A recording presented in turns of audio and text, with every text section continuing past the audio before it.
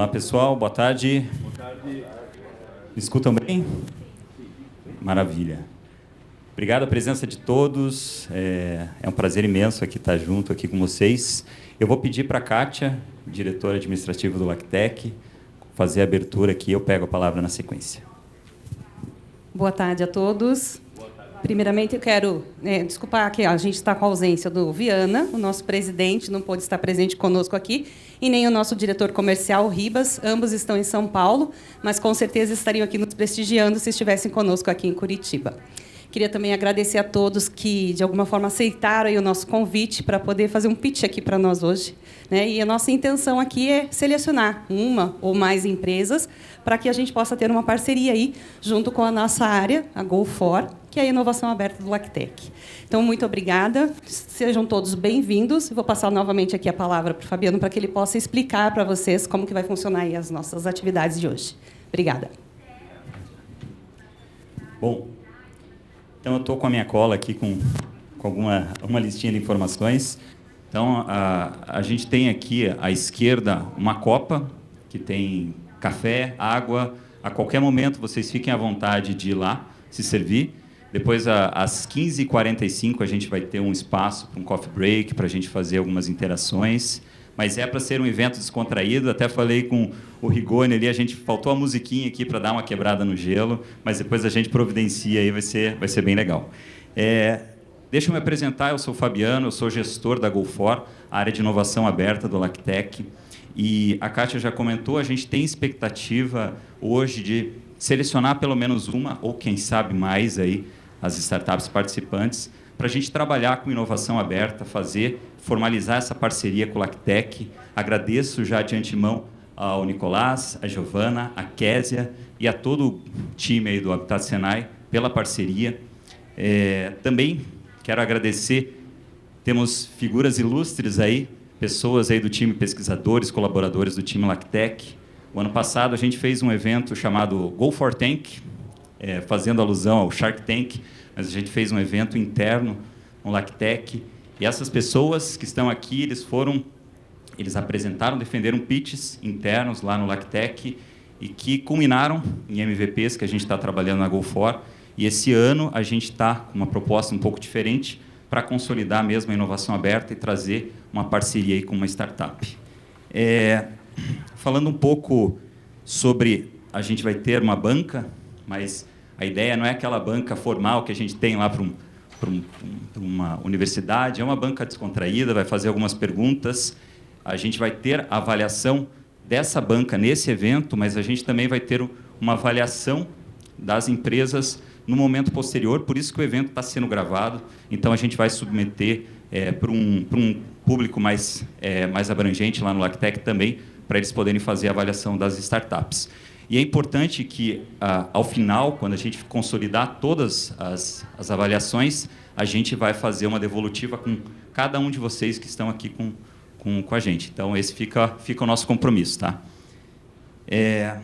Explicando um pouco como é que vai acontecer aqui o evento. Então, são 10 minutos de apresentação para o pitch. Pensando no padrão pitch, é um tempo razoável, mas vocês têm 10 minutos aí para fazerem as apresentações. A gente vai ter um cronômetro ali, então não precisam ficar muito preocupados ali. Se estiver chegando próximo do tempo, eu vou conduzindo ali, explicando para vocês. E depois a gente vai ter 3 minutos, banca. A banca aqui formada já comentando com gerentes sêniores aí de negócios do Lactec. Então, vocês terão 3 minutos para as perguntas.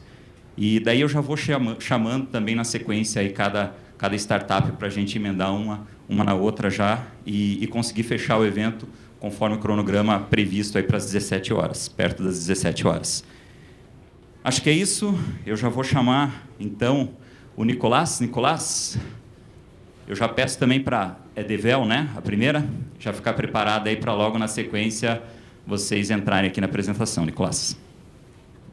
Bom, primeiramente, muito obrigado a todo mundo por assistir. Para nós, como Habitat Senai, é muito importante promover estes momentos. Eu sei que é muito estressante para a gente do startup, mas tem que viver. Ninguém sabe andar em bicicleta o primeiro dia. Então, a ideia aqui vai ser de aperturar a conversa, aperturar também, muito importante, os feedbacks que tenham para os startups, porque pensando que sempre é um processo que eles vão melhorando, um processo de que melhora contínua. Então, novamente, agradecer a vocês, pedir a maior disposição possível também para receber toda esta tecnologia que vem agora para apresentar dentro das seguintes palestras. Assim que vamos para frente e sejam bem-vindos à nossa casa. Assim que vamos convidar agora a primeira pessoa, que é a Devel Blockchain. Não tem musiquinha, mas tem que se imaginar.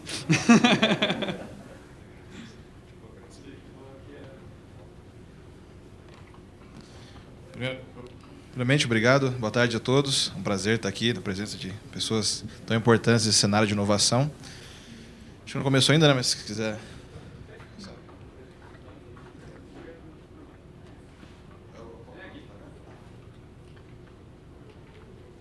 Bacana. Bom, a minha empresa, a Devel, tá? A gente reformulou o nome, era antes da Devel Blockchain, mas aí o pessoal confundia muito com criptomoeda, Bitcoin, e a gente não está fazendo nada disso.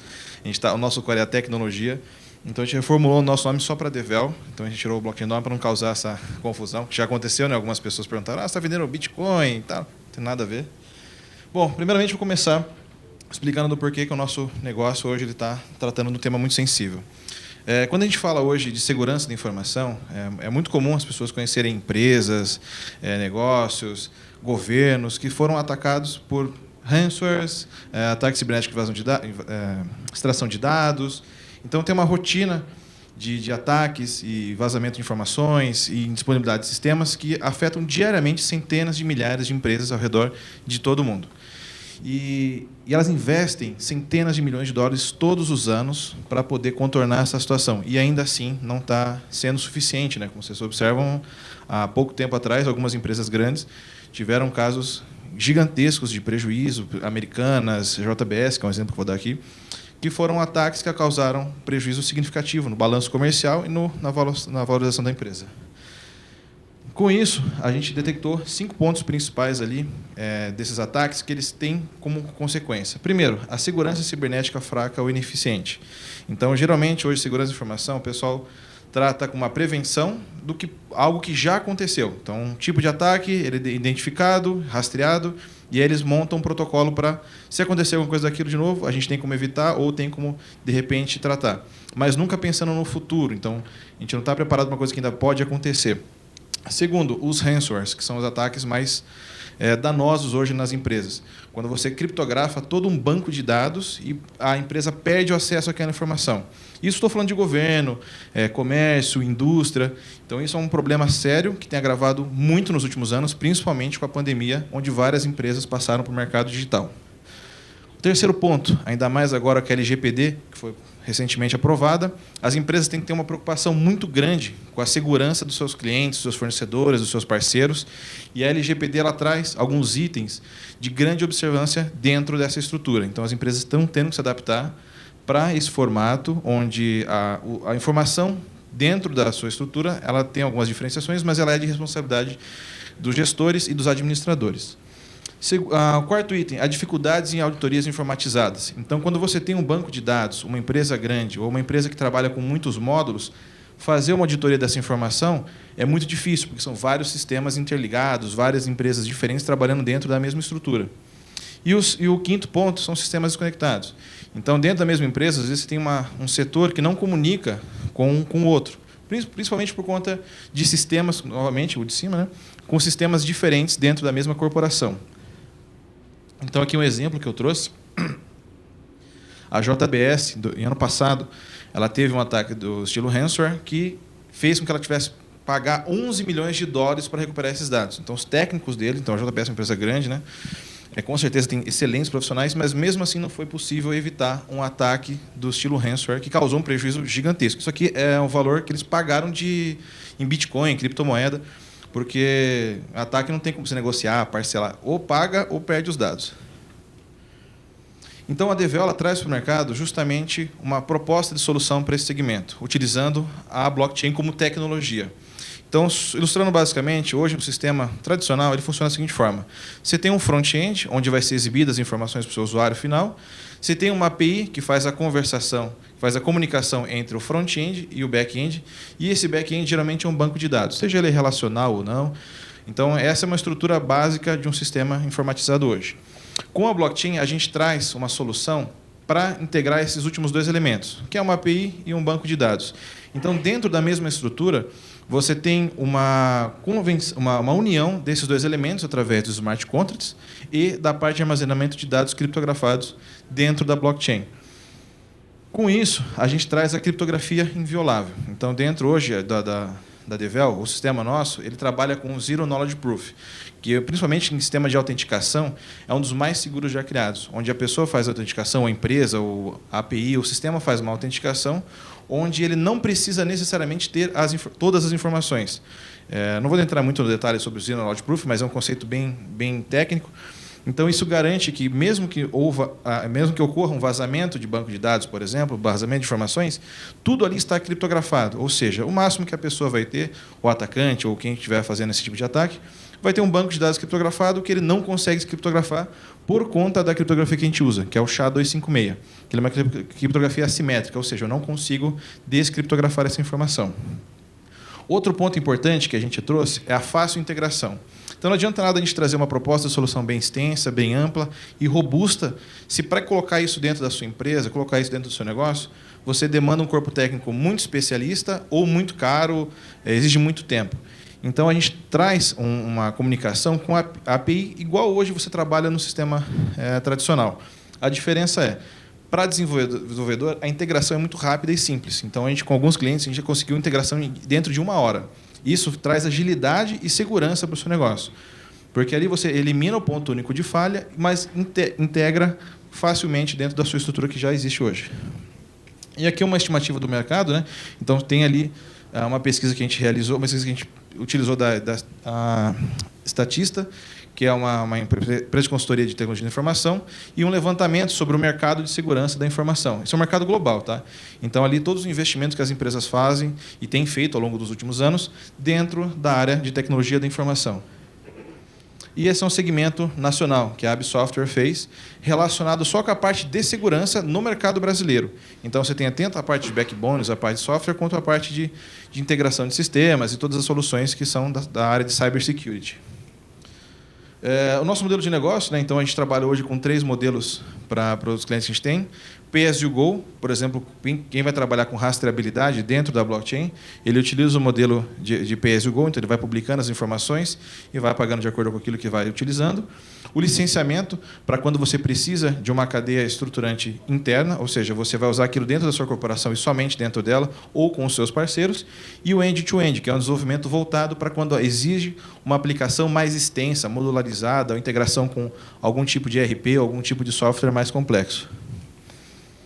Aqui alguns dos nossos clientes, né? Então a gente trabalha com alguns clientes nacionais e internacionais, que focam principalmente na questão da segurança da informação, a comunicação, a rastreabilidade e a LGPD. São os 4 principais pilares hoje da nossa solução. Aqui um exemplo que eu queria dar, eu não tenho o logo da empresa aqui, mas ela trabalha com rastreabilidade de produtos comercializados no Brasil que são enviados para Portugal também. Então ali é uma ideia de cadeia circular. A gente fechou recentemente esse contrato, uma plataforma que eles tratam da rastreabilidade de produtos têxteis na área comercial do Brasil e Portugal. Então, dentro da nossa plataforma, eles utilizam o modelo Pay-as-you-go, como comentei agora há pouco, para garantir a rastreabilidade e a imutabilidade para garantir os créditos de cadeia circular que eles têm para poder aferir valor aos seus produtos que são fabricados no Brasil e em Portugal também. Aqui alguns dos nossos parceiros, né, que a gente trabalha atualmente. Então, o Habitat Senai, do Hugo da Késia, o Vale do Pinhão, também que a gente participa, a Agência Curitiba e o Founder, que também a gente fez o curso com eles. E aqui alguns dos nossos concorrentes, né? Claro que aqui a gente pegou alguns tópicos separados. Então, por exemplo, você tem banco de dados, você tem a AWS, que é cloud, você tem o Mongo, você tem Kubernetes, que é setorizado. Então, aqui a gente pegou, dentro da nossa proposta, tudo aquilo que já existe hoje, segmentado e comparado com aquilo que a gente entrega hoje. Então, o nosso principal objetivo é uma segurança de nível altíssimo com uma facilidade de integração. Esse é o principal ponto que difere hoje a gente, por exemplo, de uma AWS, de uma Azure, de uma Kubernetes. Você tem uma fácil integração, uma rápida integração, com uma segurança muito forte. A nossa equipe hoje meus sócios não estão aqui, eles estão lá em Brasília, porque a gente trabalha aqui em Curitiba, em São Paulo e em Brasília, mas eles estão lá em Brasília hoje. Então, eu sou responsável pelas operações, o Felipe, que é o coordenador técnico, e o Matheus, que cuida da parte de marketing também. Bom, aqui é só um slide sobre investimento, né, que a gente está buscando também dentro do mercado. A gente já tem contato com alguns VCs, já procuraram a gente também, para a gente investir e continuar crescendo nesse modelo, tanto de licenciamento como Pay as you go, que a gente vê dois potenciais muito grandes. Quando você trata de segurança da informação de um sistema que até hoje, no caso da blockchain, nunca foi violado, isso traz uma segurança muito grande quando você investe dentro de uma plataforma desse gênero. Bom, acho que é isso. Acabou a apresentação. Quero agradecer a todos. Não sei nem se deu tempo ali. Faltou? Certinho ainda. Obrigado. E estou à disposição para qualquer dúvida. Obrigado. Maravilha. Excelente. Teremos 3 minutos agora. Banca, quem é o primeiro? Por favor. Boa tarde. Muito boa a apresentação, obrigado. Eu não sou da área, então eu queria entender assim, você colocou ali alguns concorrentes e eu reconheci alguns nomes ali, e você coloca como maior vantagem a facilidade de integração e a segurança, né? Como que você garante isso?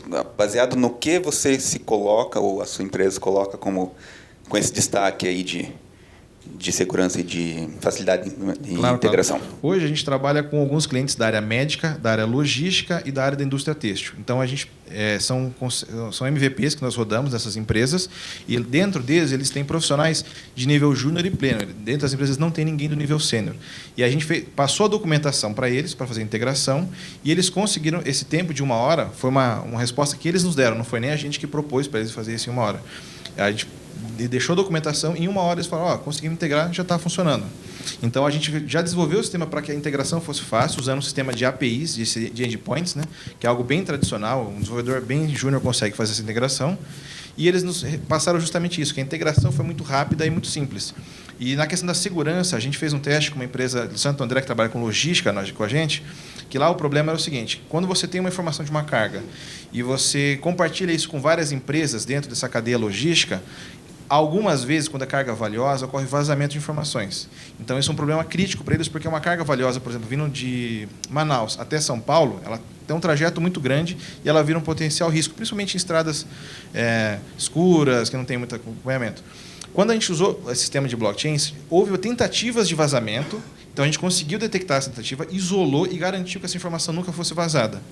Então, a gente fez 2 testes. Primeiro, o vazamento completo, né, que foi uma tentativa de vazamento, onde a gente conseguiu separar esse nó, que é o da blockchain, derrubamos esse nó e subimos um totalmente novo, então ele perdeu completamente o acesso, não conseguiu a informação. E o segundo era o tratamento de se houvesse uma informação vazada.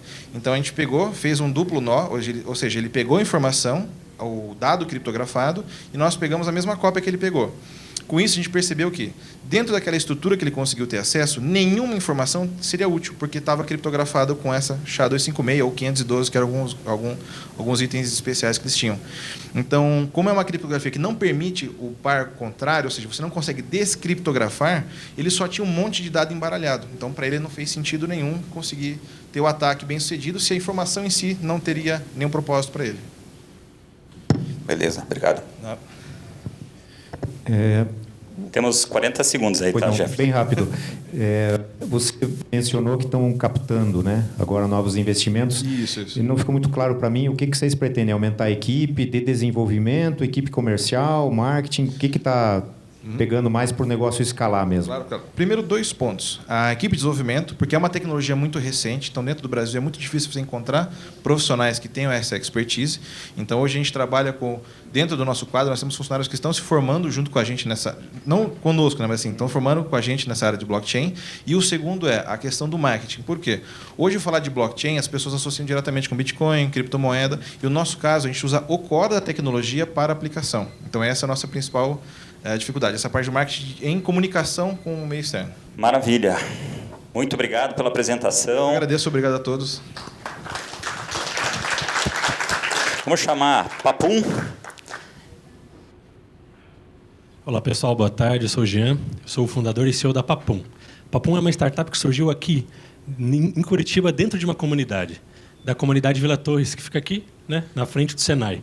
E surgiu através de uma dor pessoal minha, onde num domingo eu fui comprar alguma coisa para comer, 12:30, estava todos os comércios fechados, e eu volto para casa frustrado, mas quando eu vou entrar na minha casa, sinto o cheiro da comida da vizinha vinda pelo muro.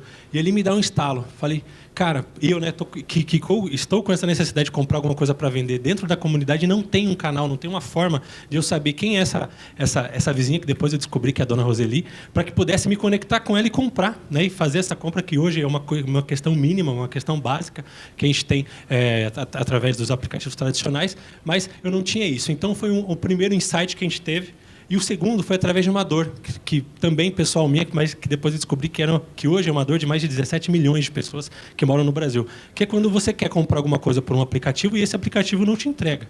Simplesmente porque você está fora do raio de atendimento dele. Como aqui eu sou esse ponto azul aqui, onde eu acessei o Rappi na época e coloquei ali para poder entregar, e ele me disse que não entregava. Daí eu fiquei curioso, fiquei instigado com aquilo, fui no site deles e encontrei que realmente eles tinham recortado a área da Vila Torres. E com essas duas motivações é que surge, então, a Papum, onde ela atua. Nós somos o marketplace que atua necessariamente nas áreas onde os aplicativos tradicionais não alcançam, que são as comunidades, periferias e favelas. Mas por que esse mercado? Porque hoje nós temos mais de 14 mil favelas no Brasil. São 17 milhões de pessoas que moram nessas comunidades. E se elas fossem um estado, hoje seria o 4º maior estado do país em termos de população.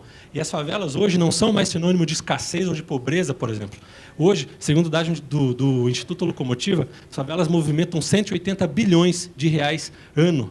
Então, isso tira aquela perspectiva que a gente tinha de escassez e mostra que hoje a favela é um sinônimo de potência, de uma oportunidade de negócios que pode ser explorada, que, na verdade, quase nenhuma empresa hoje tem esse foco. E que, segundo o próprio Instituto, são mais de 6 milhões de pessoas que sonham em empreender ou já são empreendedores dentro dessas comunidades.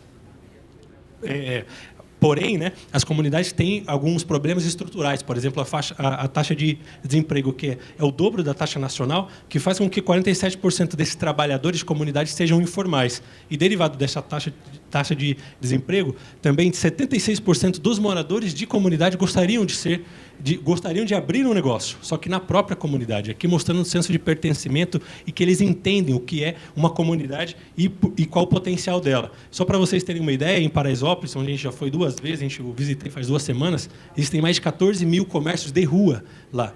Todas as casas, a grande maioria das casas, é mais ou menos daquele tamanho ali, ó, daquele quadrado, um pouquinho mais para lá, 3 a 4 metros, todas as casas que dão para as ruas, fora aquelas que dão para as vielas, têm um comércio embaixo. Então, as pessoas entenderam que a própria comunidade pode gerar renda, pode gerar economia, posso crescer aqui dentro, posso criar o meu negócio, e eles fazem isso. Então, esses vendedores de comunidade, eles têm algumas dores. As nossas principais dores que a gente mapeou é que, os negócios estão offline, assim como os negócios de rua, a grande maioria não está conectada em nenhum canal digital, nenhum canal de venda. Os que existem hoje são WhatsApp, redes sociais, ou seja, mais vinculados à própria contatos desses vendedores. E o terceiro, que eles não têm estrutura de entregas, ou seja, aquilo que poderia potencializar as vendas, eles não têm essa estrutura e também não conseguem vender e não conseguem crescer. Para resolver essas dores é que surge, então, a Papum, o marketplace da favela, onde a gente conecta os consumidores de um lado, a grande massa de moradores com os vendedores, estabelecimentos e comerciantes locais, onde a gente oferece para esses vendedores e para esses consumidores um marketplace abrangente, que a gente chama, que não é só um iFood, por exemplo, ou um aplicativo de delivery que entrega dentro da comunidade, não. A gente oferece alimentação, produtos, serviços e imóveis. Ou seja, a gente é um iFood, um LX, um Get Ninjas e um quinto andar de imóveis. Tudo num único aplicativo e oferecido para um público que não está sendo atendido. E, através da nossa ferramenta, esses vendedores podem vender para toda a comunidade. Então, o que ele não alcançava antes com o WhatsApp, agora ele consegue alcançar todos esses consumidores. A gente permite que eles possam vender com ou sem CNPJ, o que abrange e também torna a gente um canal de venda mais amplo e mais inclusivo, e para gerar esse acesso. Com isso, eles têm maior visibilidade, vão poder vender mais e também gerar maior renda. Esse vendedor, ele tem uma total gestão da loja, digamos, uma experiência completa, né, como empresa, onde ele tem gestão de pedidos, catálogo de promoções e adaptado para essa realidade dele, ou seja, na própria mão desse vendedor. Os nossos diferenciais é a nossa tecnologia, que é totalmente adaptada para essa realidade de vendedores e consumidores de comunidade. Escala, a gente tem uma baixa concorrência, ou seja, o iFood não sobe na comunidade, o Uber, o Rappi não entram lá dentro. Então, o que oferece para a gente esse oceano azul para ser explorado? Porque com esse nosso modelo de operação de tecnologia, a gente tem capacidade para cobrir todos esses negócios da comunidade. Então, não importa o que o cara faça lá dentro, a gente consegue colocar ele para dentro do nosso marketplace. Para vocês entenderem a diferença da nossa atuação com os outros apps, né? Nós somos o único marketplace hoje, até a gente mapeou, a gente foi para a Expo Favela faz 2 meses atrás e não tinha uma tecnologia próxima do que nós fazemos. E os outros aplicativos que operam em comunidades são mais braços de delivery, de entrega, que a gente pode fazer isso também, ou utiliza eles para poder fazer entrega. E os marketplaces tradicionais, por exemplo, o iFood, etc., ele não consegue atuar dentro da comunidade por alguns problemas. Primeiro, não existe CEP nas comunidades. Então, não tem como ele colocar lá, olha, eu quero receber aqui, nessa rua, porque não está mapeado isso. Então, ele não consegue entregar lá. Segundo, o motoboy não pode subir a comunidade, porque não é a comunidade dele. Então, ele não tem autorização para poder subir lá dentro, que é um outro problema. Terceiro problema, modelo de negócio. O iFood cobra 12% até 33% de cada pedido. Agora, pensa esse nosso modelo, que o ticket médio é R$15. Se eu for cobrar 10%, 12%, esse cara fica sem margem nenhuma, né, esse vendedor. Então, há uma grande objeção a esse modelo de negócios. E o quarto, que não é um negócio de comunidade. Não entende a lógica, a dinâmica, não sabe como é que funciona, não tem essa essência para poder conversar com essas pessoas que estão ali dentro também. E o que oferece para Papum isso é uma grande oportunidade, porque é um bloqueio natural nosso contra esses grandes players e também uma vantagem nossa em termos de proposta de valor, em termos de tecnologia, para fazer com que a gente possa crescer cada vez mais, enquanto não surja um outro concorrente, que hoje a gente não tem uma concorrência direta. Nosso modelo de negócios para vocês entenderem. Então, a gente não cobra taxa de transação, porque a gente viu que é um modelo que tem grande resistência, e através disso a gente cobra o quê? Uma assinatura, onde esse vendedor vai poder pagar um valor mensal, além de uma taxa de delivery, que a gente também utiliza, e também um modelo de publicidade, onde ele pode ganhar mais visibilidade, ele pode oferecer o anúncio dele, por exemplo, para aparecer primeiro e ganhar maior exposição, digamos, no próprio aplicativo e na própria comunidade através disso. Nossa operação, já estamos operando na Vila Torres há quase 4 meses, já temos mais de 1.500 pedidos realizados, estamos chegando a 20% da população, que é a nossa meta, e a gente está alcançando agora, nossa meta para alcançar, final de agosto para setembro, em torno de 10 para 12 mil reais. Nosso plano de expansão é que esse ano a gente vai alcançar mais 5 comunidades, nosso objetivo é termos 100 mil usuários, em um raio mais ou menos de 500 mil pessoas, que seria a população, break-even alcançado no 2º ano, e no 5º ano alcançarmos 365 comunidades. Nós já estamos conversando, além de Curitiba, com outras comunidades, por exemplo, Paraisópolis, Rocinho, Complexo do Alemão, Nordeste de Amaralina, na Bahia, e também comunidades de Pernambuco e na Paraíba. Hoje, nos próximos 6 meses, nosso objetivo é alcançarmos essas 700 mil pessoas e, em 12 meses, 2 milhões de pessoas. Só para vocês terem uma ideia, Paraisópolis, 130 mil, Rocinha, 120 mil, Heliópolis, em São Paulo, 230 mil pessoas.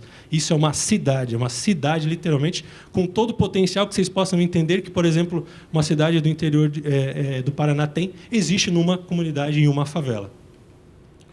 Nós estamos numa rodada atual, já recebemos um primeiro investimento de R$500 mil, e estamos numa segunda rodada de 1 milhão e 100 por 10% da nossa startup. O valor vai ser utilizado basicamente em marketing, né? Quase 60% do valor em marketing para promover essa escala, para promover essa expansão, com 30% ainda na tecnologia, para que a gente possa implementar features de monetização para poder tornar isso de forma automática.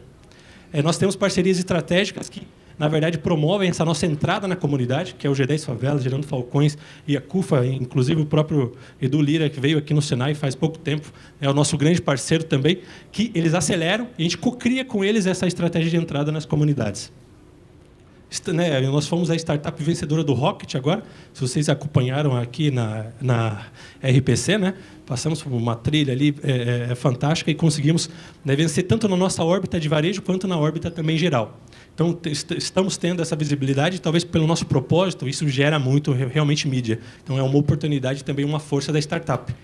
Nosso time, eu como CEO, temos o Rodolfo Santana, que a gente está trazendo como CTO, temos 2 advisors aqui de inovação e de negócios, e os nossos investidores, né, que fizeram o primeiro investimento, que também são gestores e também empresários de grandes empresas aqui no Brasil. Nosso principal objetivo e talvez propósito final, pessoal, é revolucionar então esse comércio das comunidades e convidamos vocês para que também venham se juntar com a Papum para a gente poder juntos transformar e revolucionar essas comunidades no Brasil. Obrigado. Obrigado, Jean. Pessoal, esse microfone está aberto aí, tem outro aqui. Bom, Jean, primeiro parabéns pela ideia aí, mais uma excelente empresa. Você mencionou a dificuldade de geolocalização dos consumidores nas comunidades, né? Curiosidade, não sei como é que vocês resolveram esse problema ou estão pretendendo resolver esse problema. Então, tem uma questão simples, né? Porque quem faz a entrega no Papum é o próprio morador da comunidade. Aí ele entende quando é nessa viela subindo a escada X lá na esquina da Dona Maria, por exemplo. Ele sabe, agora o entregador de fora não sabe. Então, a gente utiliza esse próprio conhecimento da comunidade para que os próprios entregadores sejam da comunidade. A gente também dá oportunidade para esse entregador, né, gerar uma renda, etc. A gente cria todo um ecossistema que se retroalimenta e que se subsidia, né, que é sustentável ali dentro. Por isso que a gente consegue fazer a entrega agora. E esses entregadores são terceirizados?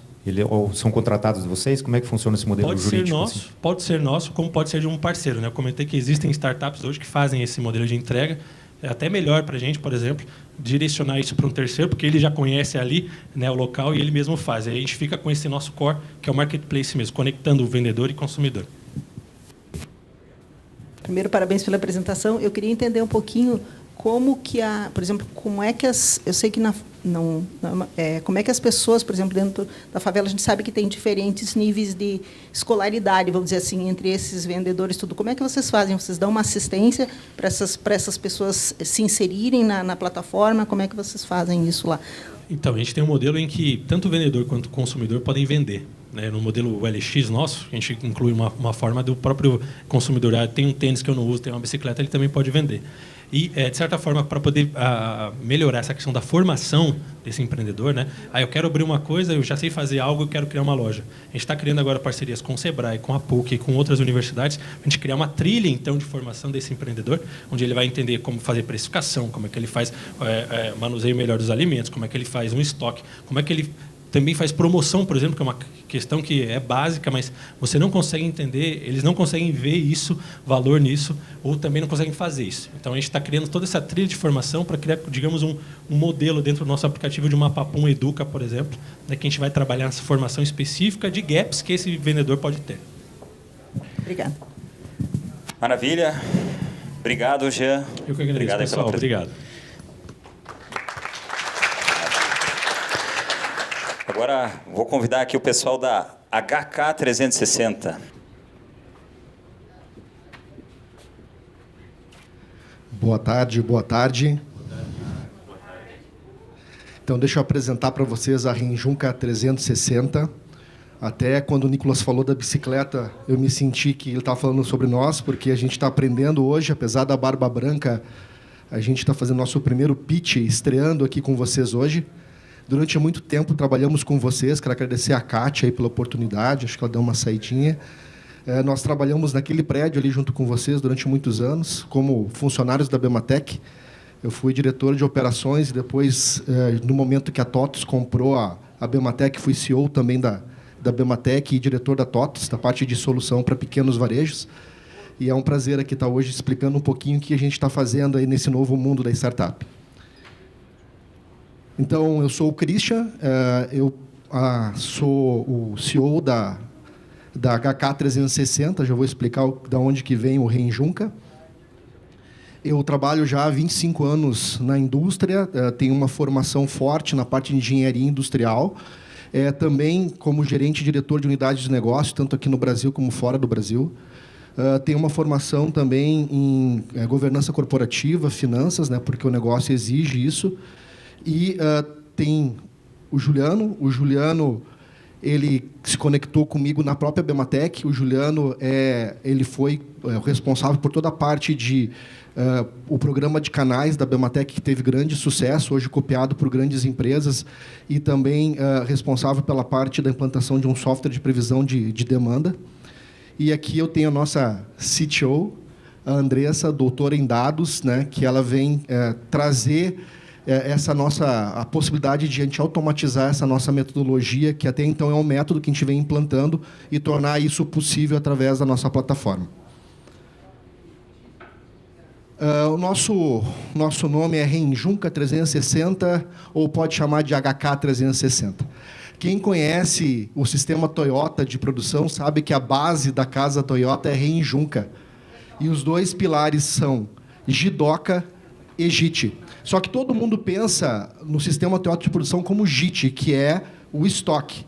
Mas o estoque ele é consequência da venda. Não ter uma venda bem feita pode gerar problema do estoque. E um estoque mal controlado e mal gerido afeta direto o fluxo de caixa das empresas. E a gente conviveu durante muito tempo com esse tipo de problema. Nós precisávamos de dinheiro para poder investir na empresa e o dinheiro estava dormindo dentro do estoque. Então, nós, com todo esse aprendizado, com tudo isso que a gente já veio trabalhando numa parceria dentro da Belmatec, conectando a área comercial com a área produtiva, nós trouxemos agora uma solução preditiva para demanda e capacidade, mas focada para o pequeno e médio industrial. Então, como eu já comentei, nosso foco é resolver essa questão da ruptura do estoque, que afeta diretamente o nosso fluxo de caixa, muito em função pela desconexão entre vendas e operações, que são duas áreas que trabalham de maneira desconexa nas empresas. Muitas vezes o pessoal do comercial, tem alguém do comercial aqui, eu sou amigo também do comercial. O pessoal do comercial ele vende dinheiro, não vende produto. Só que na hora de entregar, a gente entrega produto, não dinheiro. E aí nós tivemos que nos preparar, produzir, sem saber o que vai vender. Quando pode ser de forma preditiva, antecipada a venda, desde que essas duas áreas trabalham de forma conectada. Então, através da nossa plataforma, nossa querida Easy 360, a gente vem conectando vendas mais operações, mas de uma maneira simples, que seja acessível à pequena e média empresa. Nós vamos ver depois, né, uma das formas que a gente se diferencia é porque nós oferecemos tudo isso de maneira conectada e simples para que o pequeno industrial consiga fazer essas associações. Nós, através da nossa plataforma, nós estamos buscando potencializar vendas, otimizar operações e buscar a melhoria contínua, que é o Renjunca, dentro da pequena e média indústria. Então, aqui a nossa plataforma, a gente tem o nosso MVP, a gente investiu no nosso MVP, a gente vem trabalhando com assessoria nesse modelo de negócio já fazem 1 ano, já temos 12 empresas que, sob forma de consultoria, assessoria, a gente implantou o método com resultados bem expressivos em redução de estoque e melhoria do fluxo de caixa. Nós temos aí, eu vou partir direto aqui para ganhar tempo, um mercado SAM de 280 mil indústrias, né? Essa informação já vem da nossa própria plataforma, que tem um módulo de análise de mercado, qualificação de dado. O nosso mercado são 63 mil indústrias, a gente está desconsiderando aqui o MEI, a microempresa e a grande empresa, porque o nosso foco é trabalhar no mercado que a gente busca, que é o mercado da pequena empresa e média empresa. E, nesse caso, nós temos aí o desejo de, nos primeiros 5 anos, atender 4% dessas 2.600 indústrias. Nós trabalhamos aí com como cada indústria tem a sua característica e como a gente trabalha com análise de capacidade, previsão de demanda, a nossa plataforma, a gente está nascendo com essas 3 primeiras views, né, essas primeiras versões, que é voltada a vestuário, a produto alimentício e equipamentos, mas a gente está buscando outras linhas também, outras views para a plataforma. É um sistema clássico de SaaS, então a gente tem uma primeira experiência gratuita, depois a gente conecta a nossa experiência de análise de demanda e capacidade a parte de CRM, análise de mercado, ou gestão da rotina, que é a rotina de venda, porque a gente trata da cadência de venda e da cadência de produção, vinculada com o resultado financeiro dessa venda e dessa produção de maneira casada.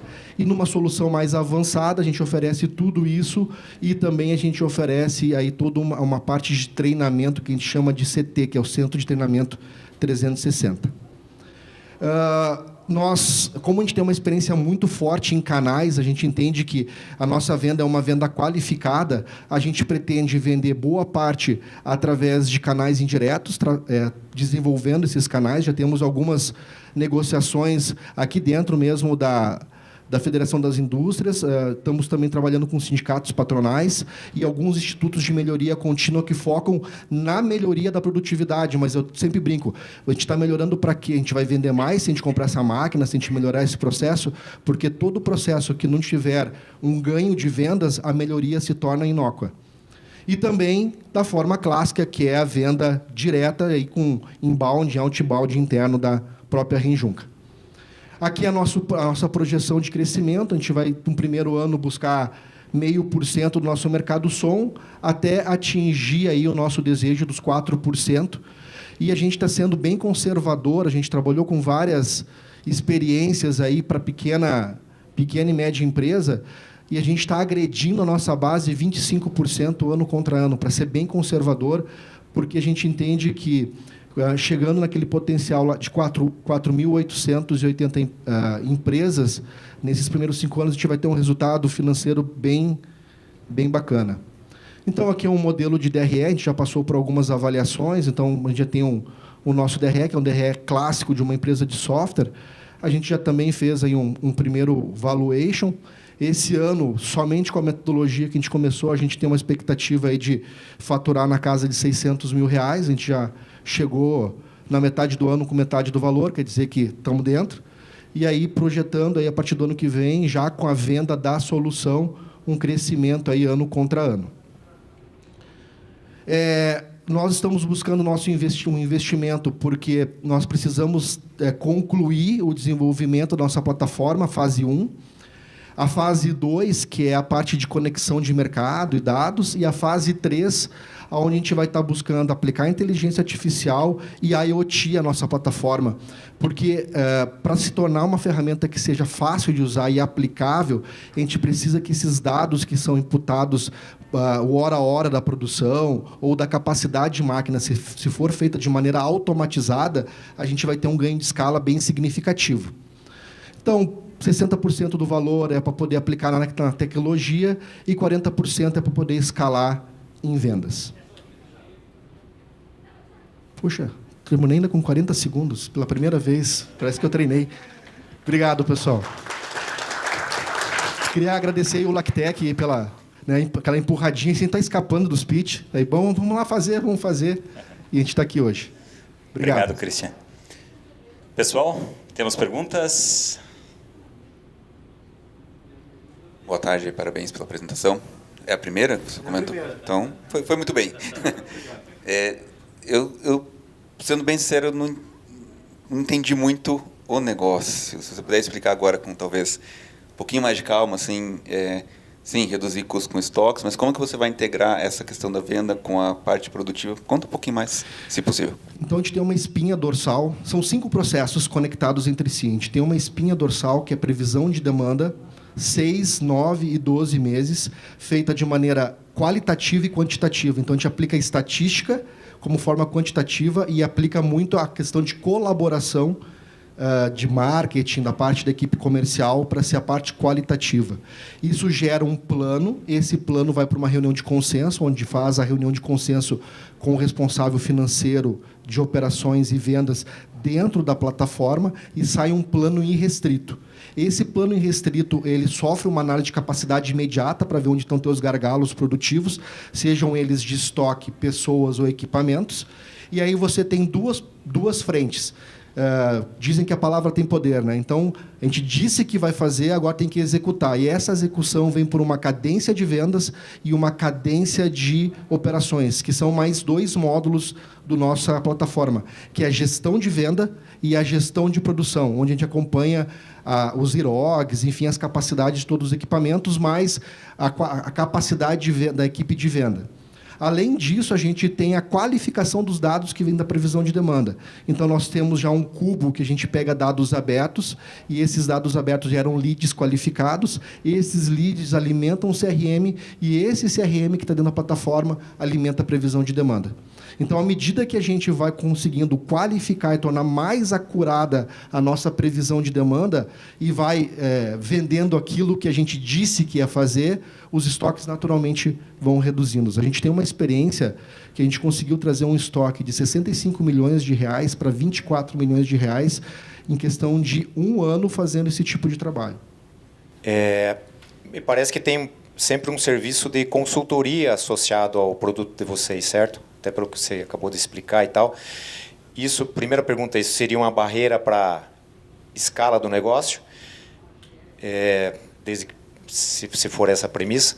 E segundo, se vocês já têm alguma parceria com algum ERP, até para auxiliar em penetração no mercado, né? Respondendo à primeira pergunta, a ferramenta vem justamente para nos desconectar dessa necessidade da nossa presença. Então, a gente tem a gente acompanha de perto a história do Conta Azul. Então, eles têm, através dos contadores, eles têm, através da metodologia do inbound, do cliente, toda essa conexão com a ferramenta. Então, utilizar a venda via canal significa muito quebrar essas barreiras para que tenha vida própria a nossa solução. E quando a gente fala ali dos canais de venda, um deles é ERPs e outros softwares que fornecem soluções similares às nossas. Então, a gente já tem algumas negociações com alguns ERPs que nós vamos entrar como APIs nesses softwares para poder oferecer a solução. Perfeito. Obrigado. Obrigado, Christian. Agora, 33 Robotics, falei correto? É isso? Isso mesmo. Então, bem.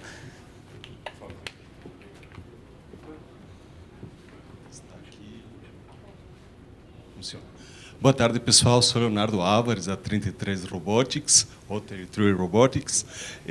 Nós estamos acelerados aqui na FIEP e nós entramos no mês de março. Com a empresa nova, nós éramos uma spin-off ainda, certo? Ficamos um bom tempo desenvolvendo tecnologia. Que tecnologia é essa?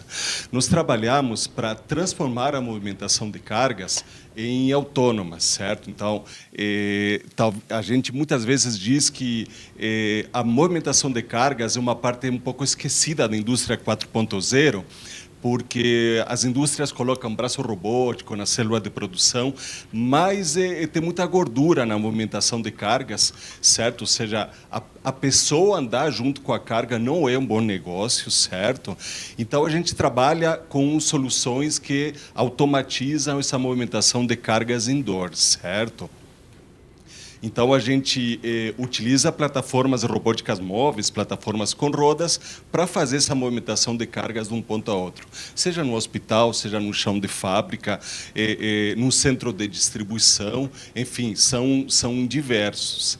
Certo? Nós temos uma solução completa, por exemplo, um robô de 100 quilos, que a gente tem ele funcionando, está sempre ajustando, desenvolvendo funcionalidades. Atualmente nós estamos fabricando 3 unidades para fazer entrega para os hospitais, para fazer o transporte de medicamentos da farmácia hospitalar para os postos de enfermagem, certo? E também temos ele no formato de transporte colaborativo para a empresa.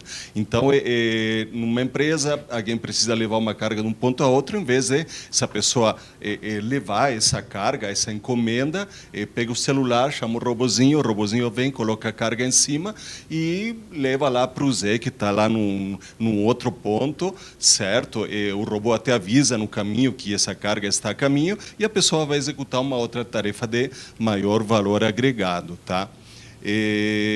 Também a gente está trabalhando num projeto da robótica acoplada com RFID, no caso, esse aqui tem uma antena acoplada para fazer a captura de informações, porque nós estamos recebendo muitas demandas de empresas que têm... Bom, que empresa não tem, né, problema para contar o seu inventário?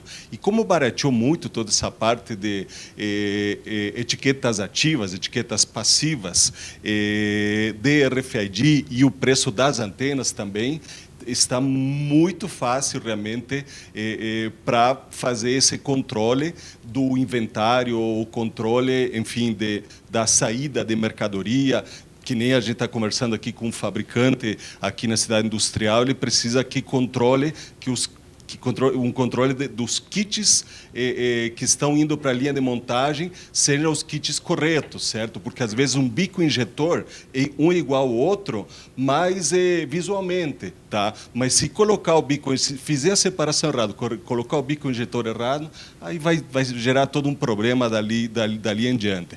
Enfim, como esse tem diversos casos aí, certo?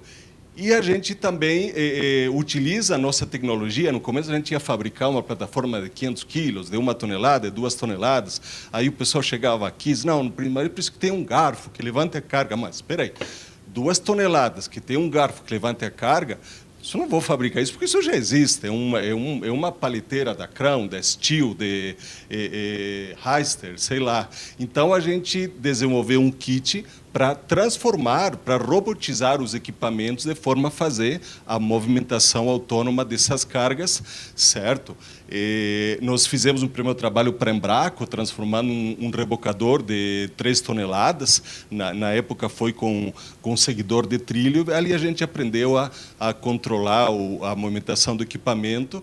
E atualmente a gente está com encomenda aqui em São José dos Pinhais de um fabricante de autopeças que está mudando para uma fábrica nova e quer fazer toda a movimentação dele entre as células de produção através de equipamentos elétricos robotizados, certo? A gente também tem um follower em que o equipamento segue o operador, então, quando tem que fazer uma manutenção, que tem que carregar peças pesadas ou, enfim, qualquer coisa mais pesada, ou até quando tem que fazer aquela tarefa de picking, que de acordo com o nosso SESI aqui, o pessoal em média termina puxando, empurrando meia tonelada, certo? Então, isso gera um passivo de saúde. Então, a gente tem essas tecnologias prontas. Tá? Nós temos uma plataforma em nuvem que controla os equipamentos, nós temos um software mobile, através do qual pode-se controlar o equipamento também. Tudo isso está absolutamente pronto e demonstrável. Tá? Esta nossa equipe é uma equipe enxuta, mas é bem entusiasmada, digamos, e com muitos bons conhecimentos. Os dois founders somos bem experientes, certo? E tem um nosso roboticista que é bem entusiasmado, bem precoce, digamos, né? Nosso gêniozinho, a gente diz, certo? Mas, enfim, tem... sim, nos pediram para colocar o valuation, certo? Então, a gente deu uma formatada aí, revisamos nossas planilhas e demos uma atualizada, e a gente tem interesse em ceder 5% inicialmente e a opção de conceder futuramente, depois que a gente se conheça, enfim, que a gente trabalhe juntos, oportunidade de um investimento maior, certo? Também a gente tem interesse fundamentalmente no investimento tecnológico, certo? Nós temos alguns débitos técnicos, tem algumas complicações, algumas questões um pouco mais complexas que seria muito interessante terceirizar e somar com o Lactec. Certo? O momento em que a gente está no momento de tração. A gente está fabricando esses equipamentos pequenos, certo? Para colocar no mercado. O investimento que viria seria uma parte para colocar em marketing, para essa venda consultiva, para ajudar no tracionamento dessa venda consultiva. E principalmente o apoio tecnológico, enfim, o somatório que é desejável da nossa parte, certo? Acho que acabou, né?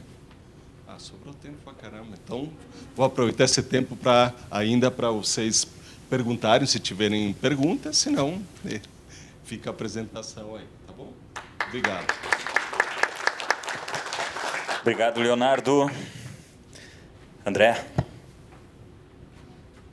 Obrigado, Leonardo. Parabéns pela apresentação. Eu que agradeço. Vocês estão produzindo esses equipamentos aonde hoje? Vocês têm uma fábrica? Não. A gente está produzindo aqui mesmo, certo? Estamos fazendo corte e dobra aí fora, mas a nossa intenção, a gente está registrando o processo, tanto da fabricação quanto do controle de qualidade, e a nossa intenção, tanto para fabricar quanto para implantar as nossas soluções, é desenvolver canais, e para fabricar, desenvolver mais de uma opção de fabricante, para a gente poder escalar e não depender da gente. Hoje, nós estamos fazendo como forma de registrar, até aprimorar, mas tudo isso vai ser terceirizado. E hoje tem quantos equipamentos desses prontos? Nós temos três. Eu vi ali que tem um símbolo do Pequeno Príncipe, já tem um rodando no hospital? Nós fizemos diversas validações e este primeiro lote já é para levar lá para o hospital. Entendi. Não sei se você pode abrir isso já, mas qual que seria o valor de um equipamento como esse? Eu posso... O valor de venda é na faixa dos R$100.000, mas a gente esse valor de venda é mais para alguns hospitais que têm interesse em comprar. Normalmente hospitais públicos, porque eles têm certas restrições ao gasto recorrente, eles precisam encaixar mais um negócio assim, tipo de licitação, de edital, certo? Mas a maioria dos hospitais que a gente tem conversado prefere a locação. E a gente loca esse equipamento por R$7.000, certo? Entendemos que substitui 3 pessoas, que R$4.000 cada pessoa, em média, dá R$12.000, então 12 contra 7. Uma conta de padeiro aí que a gente faz e que, mais ou menos, dependendo do lugar, fecha, outro não, tá? Até porque varia a modalidade como o hospital trabalha. Por exemplo, grandes hospitais de São Paulo têm farmácia satélite, mas a maioria dos hospitais, o pessoal da enfermagem abandona o posto e vai lá na farmácia hospitalar buscar uma bandejinha. Isso dá problema de biossegurança, com medicamento que se extravia ou que se extravia, digamos, né? Porque, sei lá, tem hospitais, alguns fora do país, ao redor do país, hospitais que utilizam medicamentos de alto custo e que têm desvios de medicamentos, tem esse tipo de coisa. Mas acho que o principal problema é a perda de foco do profissional da enfermagem. Tá? No entanto, eu quero salientar que esta é uma das nossas soluções. O nosso principal ativo é a gente entender o que é a inteligência de navegação, certo? E a gente tem a inteligência de navegação bem adaptativa, porque a mesma solução não necessariamente se aplica para mais um lugar. É bastante complexa a questão de movimentação de carga. Muitas vezes precisa colocar âncoras adicionais, antenas de banda ultralarga, para fazer uma microtriangulação interna, porque o entorno é muito dinâmico. No hospital fica muito fácil, a parede está próxima, que nem o nosso corredor aqui onde a gente trabalha, e fica bem confiável a localização, mas em lugares onde tem onde é muito amplo, por exemplo, que laser vaza ou que a visão é esparsa, certo? É bem interessante fazer uma microlocalização, o que muitas vezes abre outras possibilidades, como por exemplo fazer o IoE, a Internet of Everything. Então dá para localizar robô, dá para localizar pessoas, dá para localizar ativos. Beleza. Obrigado, Leonardo. Obrigado. Parabéns. Desculpa. Obrigado. Esse aqui também. Okay. Então, já convido aí quem está representando a Hydrio, Felipe. Bom, boa tarde, pessoal. Eu sou o Felipe Votekoski, engenheiro e um dos fundadores da Hydrio, atual CEO da empresa, uma startup voltada para microgeração de energia a partir de fontes renováveis. Eu vou fazer um pitch bem correndo, porque a gente tem 10 minutos, vários de vocês passaram por isso aqui agora também, mas no final a gente vai ter um tempinho para conversar. Por que falar sobre energia? Todo mundo está cansado de saber, mas não custa reforçar que a energia é um dos, se não o maior desafio que a humanidade tem para resolver nos próximos 50 anos. A energia está na base da pirâmide. Com energia eu consigo melhorar a agricultura, ter uma geladeira numa comunidade remota para armazenar vacina, para fazer uma campanha de vacinação em algum momento, ter um computador para ter acesso à informação, para ter um ensino à distância para comunidades que hoje ainda não têm acesso. Então, a energia a gente sabe que é um problema. E com a eletrificação de tudo, a demanda por energia só tende a aumentar. Quando a gente fala que ela é o produto do futuro, na verdade, ela já é o presente e a humanidade já sabe mais ou menos como resolver esse problema, que é com a adoção de geração distribuída e rede inteligente. Geração distribuída nada mais é do que eu gerar de forma distribuída e não centralizada. Não faz mais sentido hoje em dia eu construir uma Itaipu para levar energia para Minas Gerais. Eu posso gerar energia no telhado da casa que está consumindo. Isso é muito mais inteligente. E o uso de redes inteligentes também, que dá um maior controle para esse mercado de energia. Quando eu tenho maior controle, eu consigo otimizar o meu uso. A gente está falando de um mercado que só no Brasil deve movimentar até 2,3 trilhões de reais nos próximos anos. A gente sabe, são dados oficiais, que a infraestrutura elétrica instalada no Brasil tem capacidade de suportar um crescimento do PIB da ordem de 2%. Ou seja, a hora que o Brasil ameaçar crescer, nós vamos ter ameaça de apagão. Então nós precisamos resolver esse problema. E é aqui que a Hydrio fez sua maior pergunta e é a pergunta que a Hydrio se propõe a resolver. Por que não hídrico? Por que não uma solução para gerar energia a partir da fonte energética mais abundante no Brasil? O Brasil é o país com o maior potencial hídrico do mundo e ainda com o maior potencial hídrico a ser aproveitado do mundo. Nós temos um grande gargalo, que são questões ambientais, de recurso. Hoje a gente não consegue mais fazer Itaipus. Belo Monte saiu porque saiu. Então, essa é a pergunta que a Hydrio se propõe a responder e foi aí que a gente desenvolveu a microcentral hidrelétrica. Eu não consegui trazer ela aqui, mas é um produto do tamanho de um frigobar, capaz de gerar energia para até 4 ou 5 casas de porte médio, a partir de rios e riachos muito pequenos. Um riozinho de 3 polegadas de diâmetro numa chácara, num sítio, numa fazenda, é capaz de gerar toda a energia que essa propriedade consome.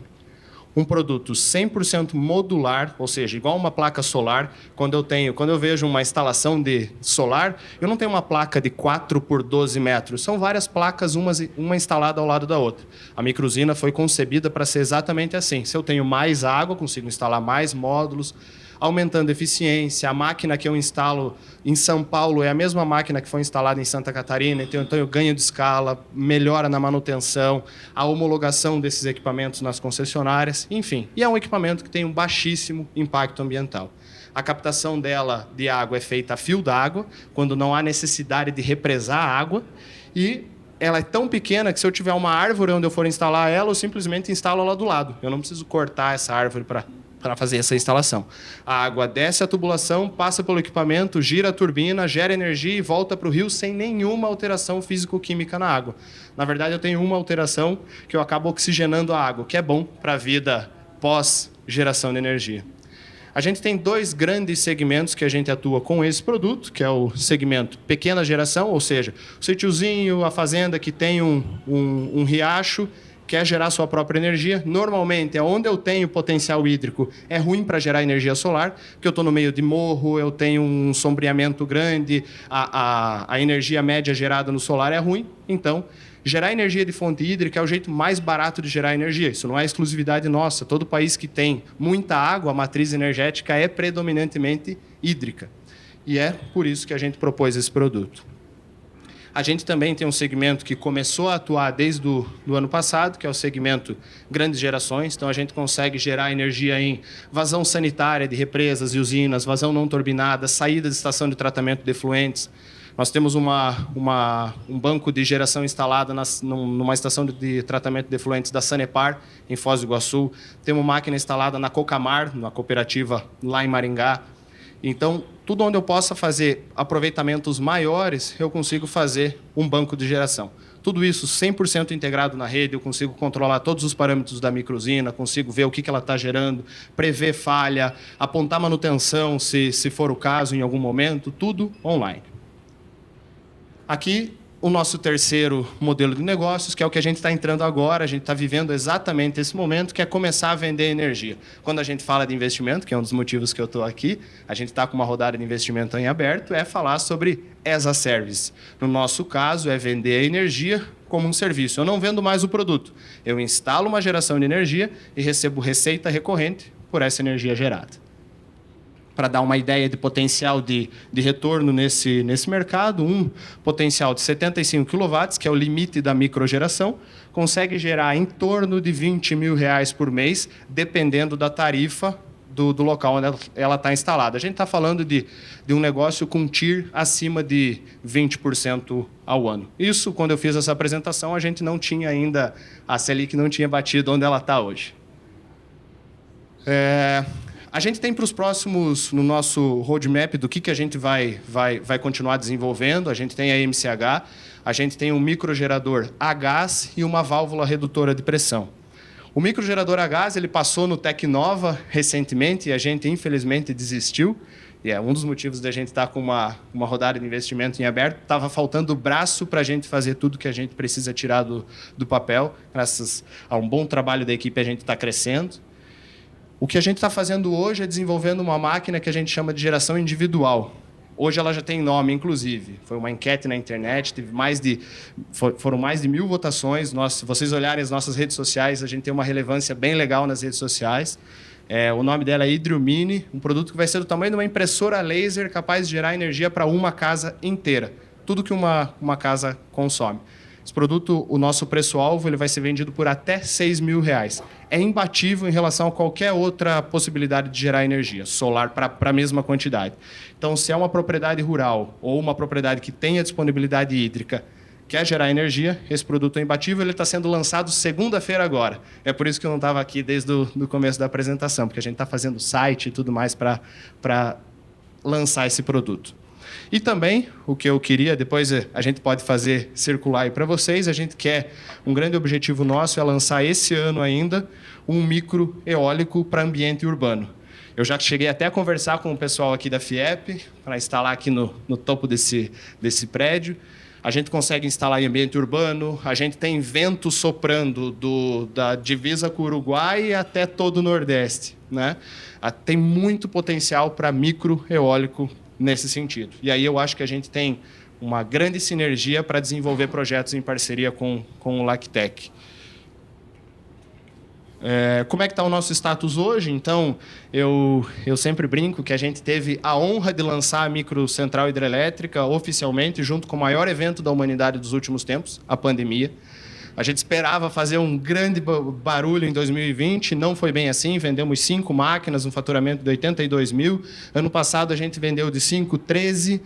Começou a acabar a pandemia, nesse ano a gente já vendeu 18, estamos com 29 em proposta. A nossa meta é fechar o ano com 60 máquinas vendidas. Nós já temos, então, no mercado, aproximadamente 50 máquinas vendidas, instaladas e homologadas em várias concessionárias do Brasil. Esse é o nosso time. Quem quiser conhecer, ele fica todo aqui na FIEP. Uma parte fica aqui no laboratório, aqui em cima, na engenharia, uma parte no comercial, lá no Habitat, lá embaixo. Hoje já são mais de 35 representantes Hydrio no Brasil. A nossa meta é fechar o ano com 100. A gente quer ser bem agressivo no comercial esse ano. Aqui, alguns dos parceiros que já contribuíram com a Hydrio. A gente foi uma startup acelerada pelo Copel+, a primeira versão do Copel+. Nós temos equipamento nosso instalado dentro da Sanepar. Tenho orgulho de dizer que no ano passado a gente foi procurado pela WEG para ser nosso fornecedor oficial do gerador. Antes era um gerador chinês. Depois eu posso compartilhar essa apresentação com vocês, eu enviei para todo mundo, mas aqui são algumas das nossas conquistas. Já fomos por 2 anos seguidos top 10 do 100 Startups, ganhamos o Fórum Latino-Americano de Startups e tudo mais. Para eu acabar no tempo, então, nosso grande objetivo nós seremos a maior empresa de microgeração de energia da América Latina. Aqui uma ideia de valuation, a gente está fazendo uma rodada de investimento para investir muito nesses 2 novos produtos que a gente está lançando e em comercial, expansão comercial. Captar, treinar, participar de feiras, eventos e fazer expansão comercial. Nós já temos o produto pronto para vender no mercado e a nossa tecnologia de geração, que é principalmente a conexão de uma máquina pequena, de pequeno porte, com alto rendimento na rede da concessionária, é isso que a gente sabe fazer. É basicamente isso. Muito obrigado e vamos para as perguntas. Maravilha. Perguntas? Alckmin, fique à vontade também de fazer perguntas aí.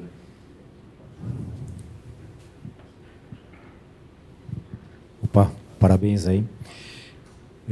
Uma pergunta, vocês já têm fornecedores para as turbinas, vocês mandam fabricar isso? Como é que é o processo produtivo de vocês? Até onde a gente sabe, nós somos a única fornecedora comercial do mundo de turbina hídrica 100% impressa em 3D. Existem outros projetos, sim, existem projetos muito bons na internet que a gente consegue achar, mas não comercial. Todas as turbinas são impressas, foi um longo tempo para validar isso aqui. Inclusive, a nossa turbina eólica, a gente já tem um pequeno teste aqui, de uma turbina impressa em 3D, preenchida com resina, com alguns aditivos metálicos para fazer a resistência mecânica necessária e tudo mais. Então, se a gente precisar, por exemplo, escalar a produção, eu só preciso comprar mais impressora 3D. Ah, tá. Vocês têm impressora própria que faz a Exatamente. Fica aqui na FIEP, inclusive. Okay. Faço questão de convidá-los para conhecer o nosso espaço. Ok, obrigado.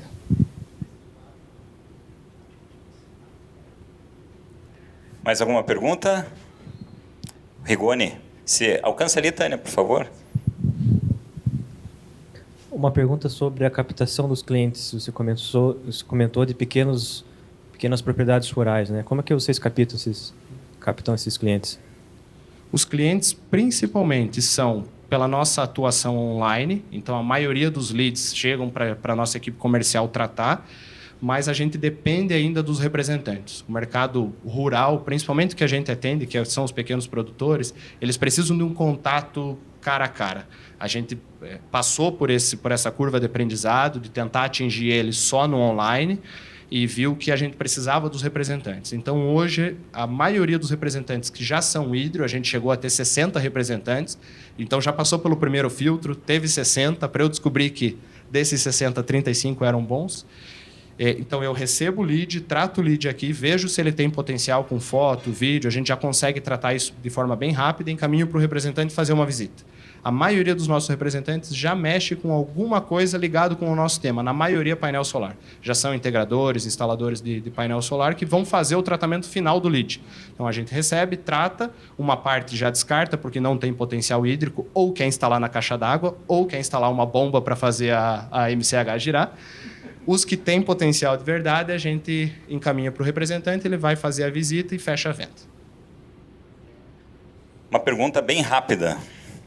Qual que é a capacidade produtiva? Hoje vocês produzem quantas máquinas? Hoje a nossa capacidade produtiva é de 22 máquinas mês, praticamente uma por dia.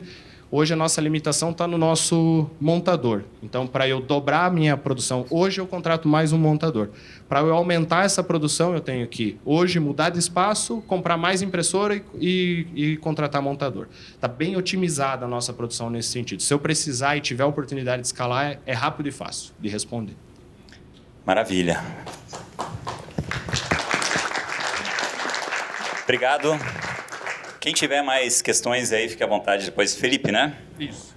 Procurar o Felipe aí para conversar. Vamos seguir agora com a GraphBio. Estou falando certo? Certíssimo. Perfeito. Na entonação certa. Então vamos lá. Então vamos lá. Boa tarde, pessoal. Meu nome é Márcio, sou CEO da GraphBio. Vim aqui mostrar para vocês uma solução de diagnóstico clínico, né? Testes rápidos. E aí vocês podem perguntar, Márcio, o que é uma plataforma multiplex? Hoje, quando você vai no médico com dor de cabeça, com febre, com mal-estar no corpo, você pode estar com uma série de doenças. Você pode estar com gripe, você pode estar com Covid, pasmem, você pode estar com varíola de macaco, né, que é a novidade agora.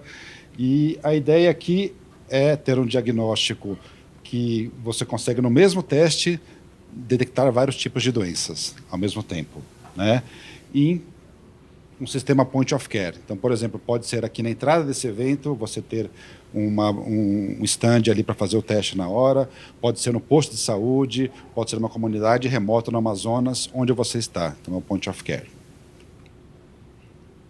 A GraphBio tem 5 meses de idade, recém-feitos, mas ela tem uma história grande, que ela é uma spin-off da Biosíntese, que é um laboratório com mais de 10 anos de história aí atendendo a indústria da saúde com testes para regulatório.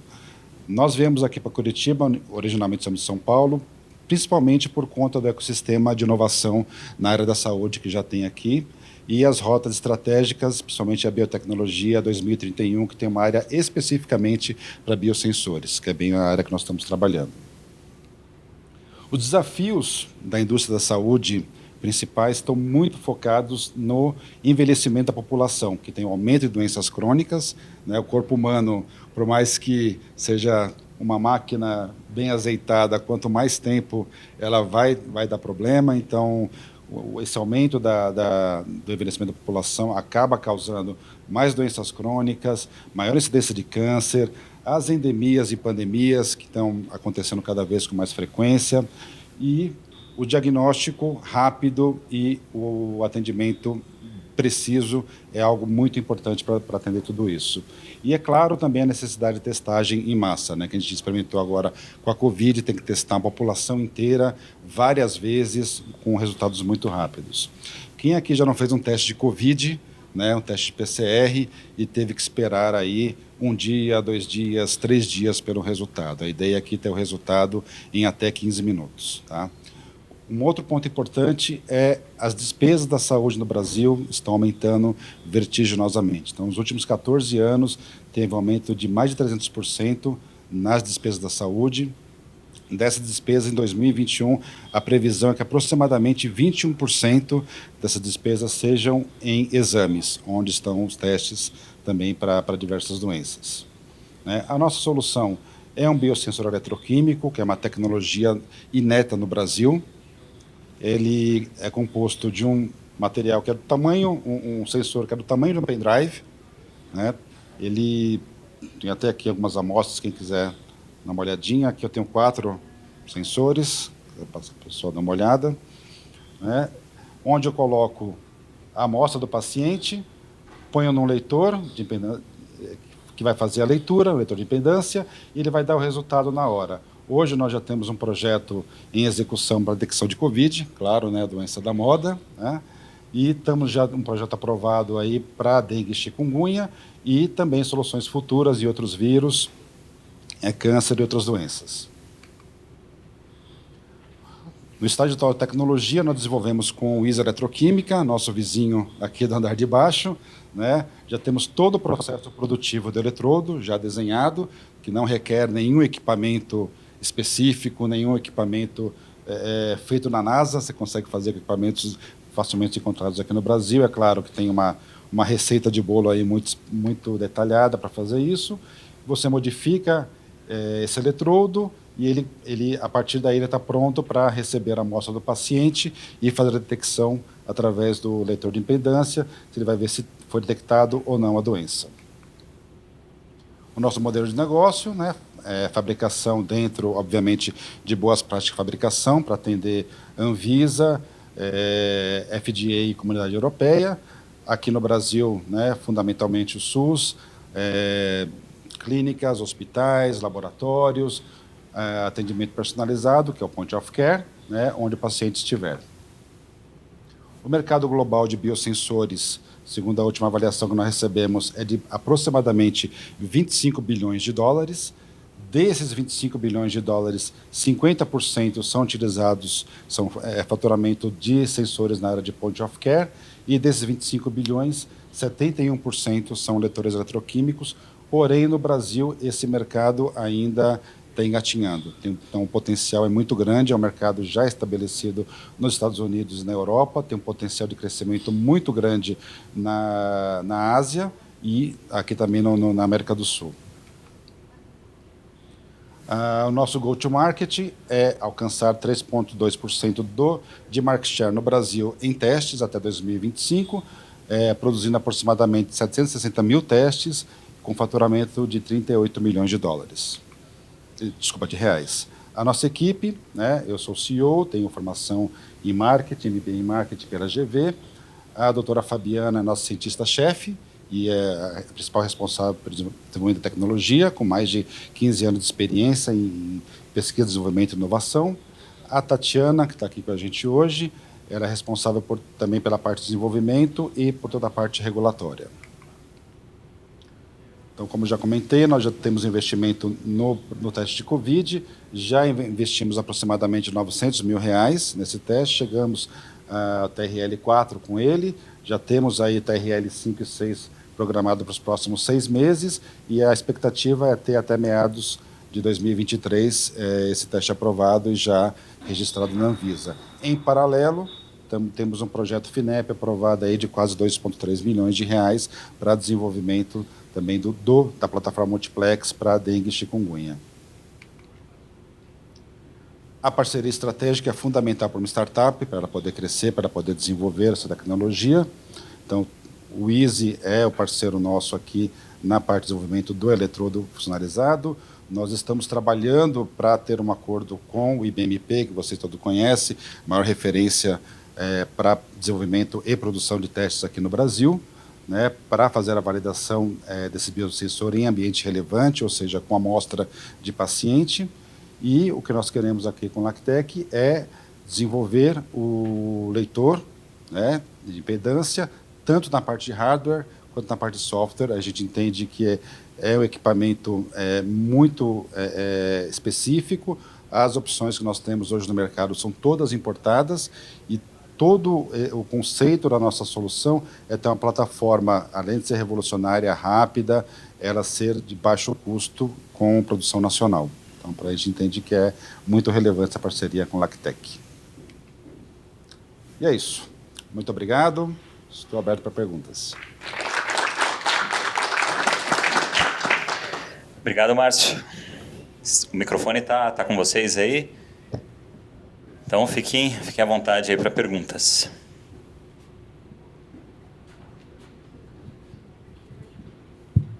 Opa, parabéns aí pela empresa, pela ideia. Obrigado.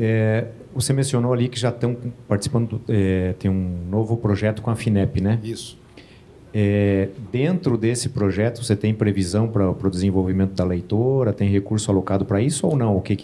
Temos recurso previsto para isso. A ideia é acelerar esse desenvolvimento. Hoje, essa leitura é feita com a impedância de bancada, né, o leitor de impedância de bancada, que é um equipamento de laboratório enorme, né, mas existem soluções portáteis, né, mas o custo de você trazer isso de fora, estamos falando aí da casa de 50, 70 mil reais para trazer um desses de fora, e a gente sabe que internamente, em quantidade, você consegue fazer isso por R$2.000, né?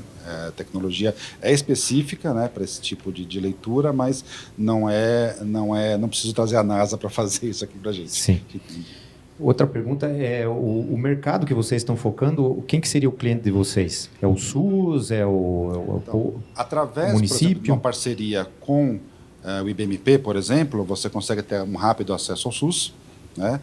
Com venda direta, a ideia principal são clínicas, né, onde você vai fazer esse teste. Você chega lá na clínica com os sintomas que eu comentei, está lá com parece que é um resfriado, mas não sabe direito o que é, então você consegue diagnosticar rapidamente, ter um resultado rápido ali para fazer o tratamento já indicado para a doença que você tem. Uma última pergunta só.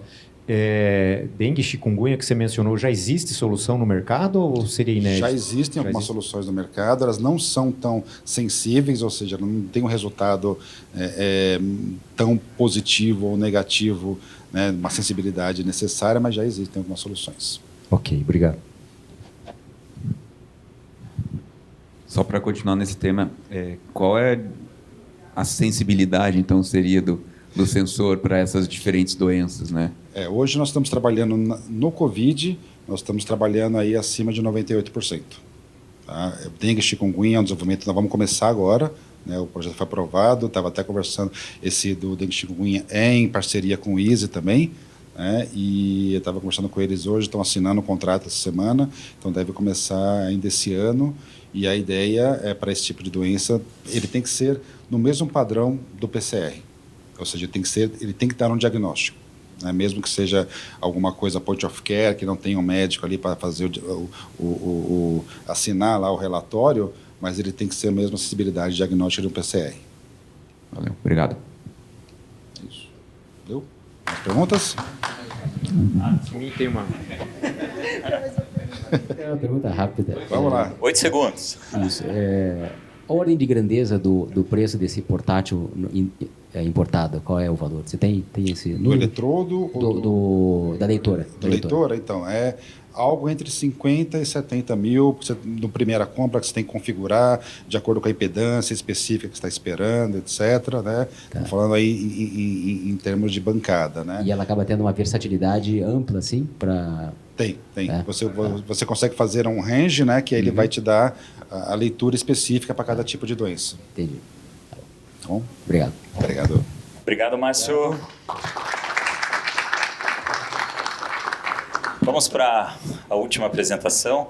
Aproveito para comentar assim que aqui é um momento rápido. A gente tem 3 minutos para perguntas e claro que a gente tem muito mais perguntas para fazer.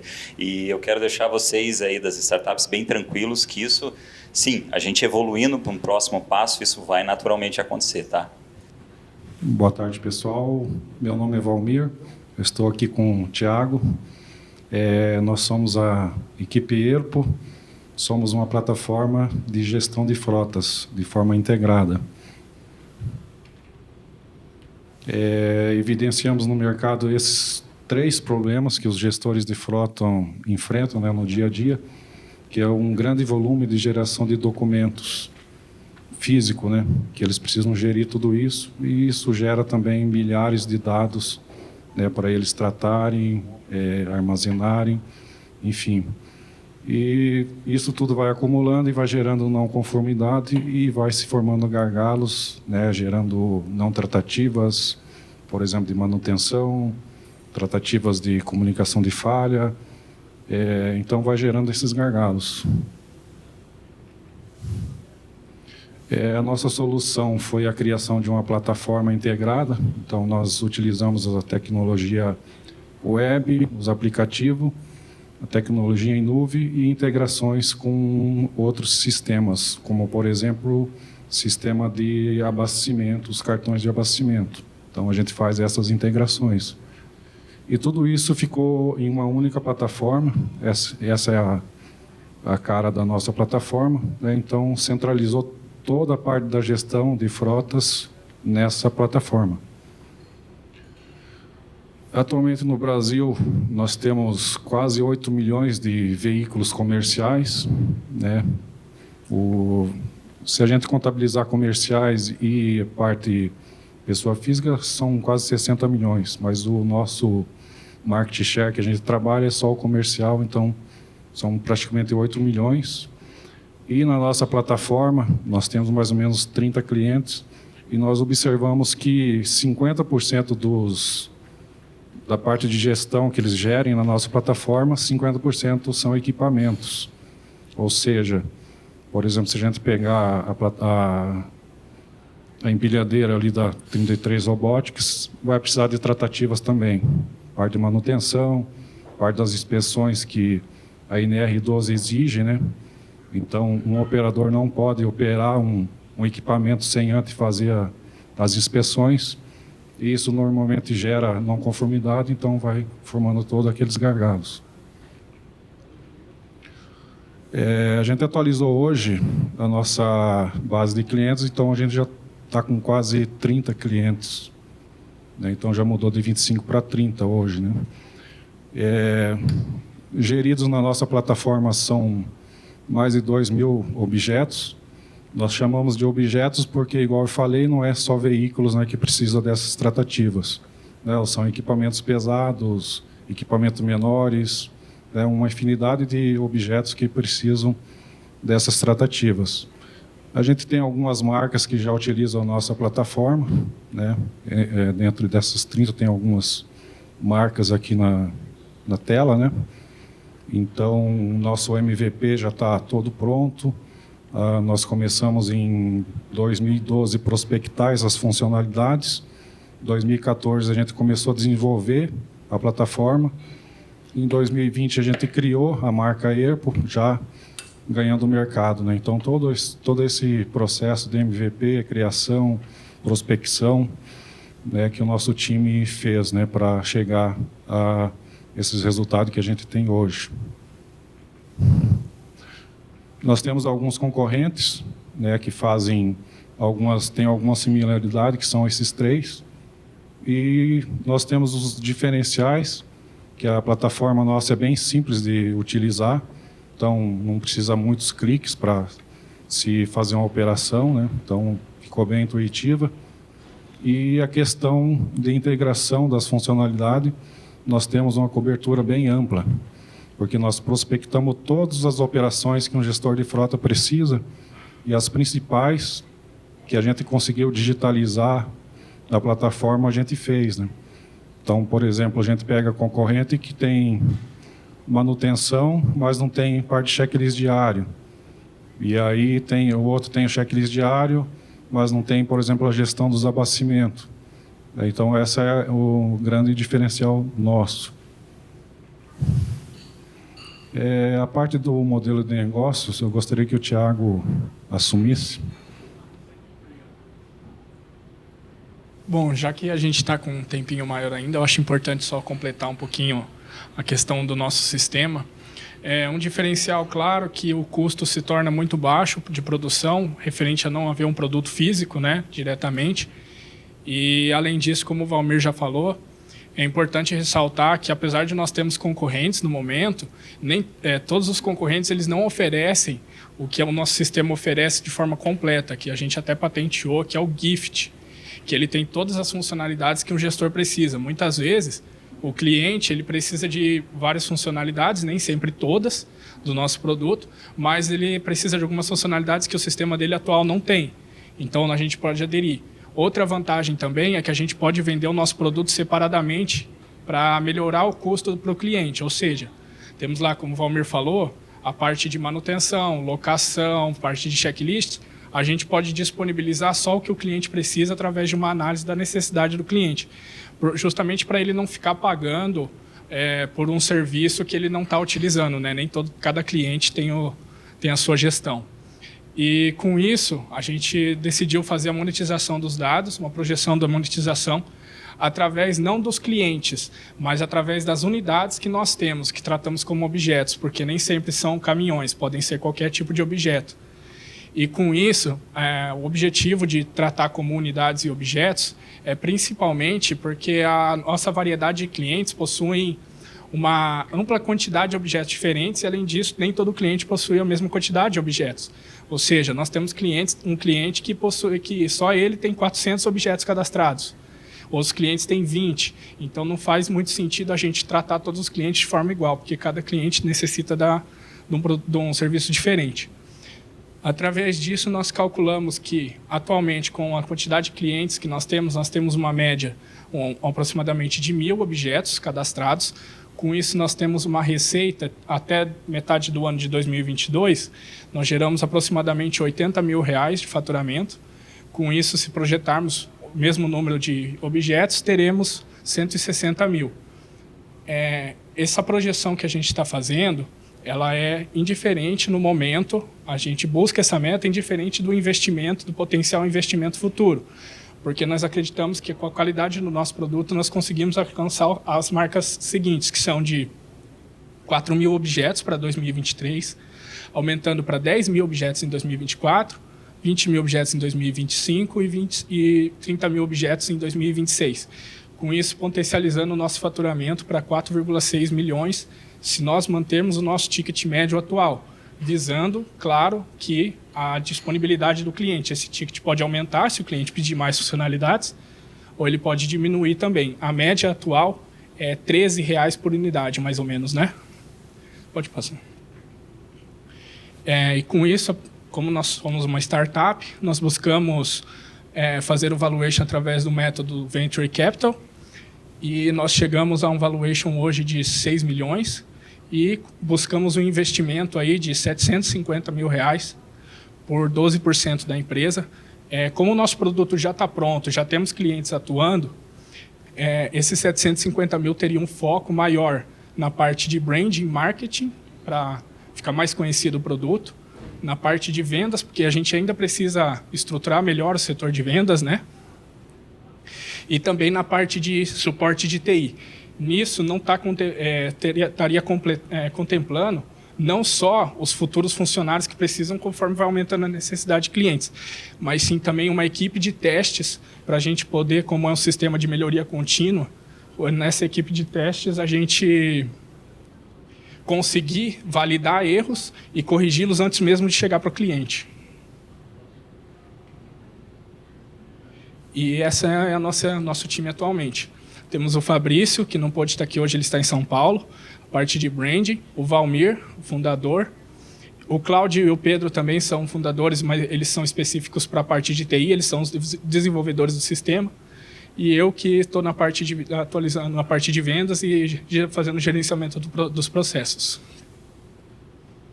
Muito obrigado.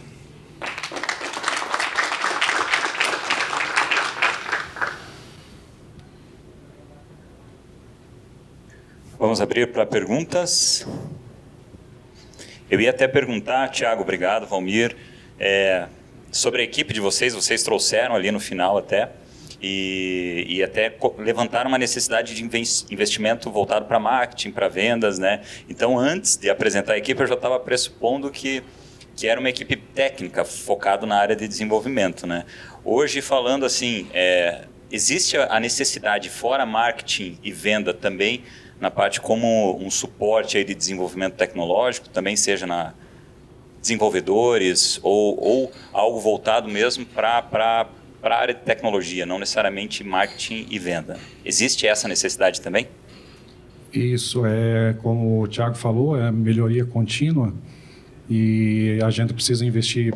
Eu estava até falando com o pessoal, investir na parte de segurança dos dados, a parte de desenvolver novos produtos. Por exemplo, a gente tem uma dor muito grande, todos os gestores têm, que é a parte de aquisição de peças automotivas, que demora muito tempo, né, para suprir, então a gente precisa resolver isso aí, então a gente precisa fazer essa melhoria contínua, e para fazer isso a gente precisa aumentar o time de TI, né, e aí a parte de suporte, porque a hora que a gente investir no comercial, a parte de implantação, suporte, vai ter que dimensionar tudo isso, né, então existe essa necessidade. E até o caso, se for quando a gente criar a parte de telemetria também, talvez utilizar aqui a parte do Senai na parte de inteligência artificial, enfim, tem todo um processo ainda de melhoria contínua. Como é que qual o canal de venda de vocês? Como é que ocorre a comercialização do produto? Bom, atualmente a gente ainda está com o site de manutenção. Tinha o site anteriormente, mas ele tinha algumas melhorias, tinha que atualizar também a cara do sistema. Mas o site ele não fazia a venda pelo site, ele mais era para conhecimento e a parte de marketing. Hoje a gente entra em contato com o cliente, a gente procura mesmo a necessidade, um cliente que vê que tem a necessidade, a gente liga para o cliente, faz todo o trabalho boca a boca mesmo. E, além disso, está acontecendo agora, pelos clientes que a gente tem, acontece algumas indicações, né? Cliente que já tem um transporte, ele tem a parceria com outra empresa e acaba indicando. Mas a perspectiva futura é que ele possa comprar online, acessar um site. Isso, como é que vocês pensam isso para escalar? Na parte quando eu coloquei ali na parte de estruturação de vendas, a gente está pensando em fazer um modelo da pessoa assinar pelo site, poder ter lá os planos que ela pode assinar, ela faz um cadastro de perfil, com isso ela analisa quantos objetos ela tem, porque quanto mais objetos a pessoa tem disponível, para a gente, claro que é melhor, mas também ele ganha um desconto com isso, entendeu? Então, porque a gente consegue fazer um produto mais barato através do ticket, né? A gente consegue diminuir o preço do ticket médio. Então, aí assim, quando ele entra no site, a gente pode ter várias formas de comunicação, mas principalmente é ele ter o site conhecido e poder fazer um orçamento para ele lá dentro do site mesmo. Ok, obrigado.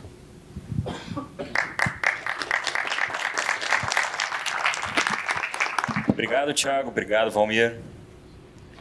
Com isso, a gente fecha. E eu quero deixar aqui como mensagem final um agradecimento imenso. Aí, tivemos pessoas que vieram de São Paulo, então, mas a maioria aqui de Curitiba, mas mesmo assim agradeço muito a presença de vocês, o interesse em formalizar essa parceria com nós, com o Lactec. Também agradeço muito o Senai por esse primeiro evento e quem sabe teremos outros aí no futuro breve. E obrigado. E a gente se vê aí. Eu só quero deixar um recado só de expectativas, tá? Ao longo do mês de agosto, a gente vai consolidar as avaliações junto com um grupo mais abrangente lá do Lactec e a gente vai fazer a devolutiva para cada um de vocês aí, podem ficar tranquilos. A gente vai compartilhar também com vocês uma pesquisa para ter um feedback sobre esse evento, qual foi a percepção, aí, o que a gente pode melhorar e também para a gente poder trabalhar para os próximos aí. Tá bom? Valeu, muito obrigado. Boa tarde aí para todo mundo. Não, somente remarcar o mesmo que começamos a fala. Para nós é muito importante aperturar as portas para que nossas startups possam ter visibilidade e possam ir maturando. Então, tem que pensar este evento como um início de relacionamento. Nossas portas sempre estão abertas. Se você conhece pessoas dentro de sua rede que acham interessante para apresentar startups, também fica interessante. Não é somente capital, muitas vezes são redes. E é isso que nós estamos tentando fortalecer aqui. E também, do mesmo tempo que estamos estressando um pouquinho as startups para se enfrentar a um público experto. Então, de nossa parte, só agradecer o painel, agradecer também a boa vontade do Lactec, agradecer também às pessoas do Habitat que ajudaram dentro de todo esse estruturamento e, novamente, deixar as portas abertas, que não precisamos sempre ter eventos para nos juntar. Se vocês quiserem qualquer coisa, sempre disponíveis. Assim que muito obrigado de novo.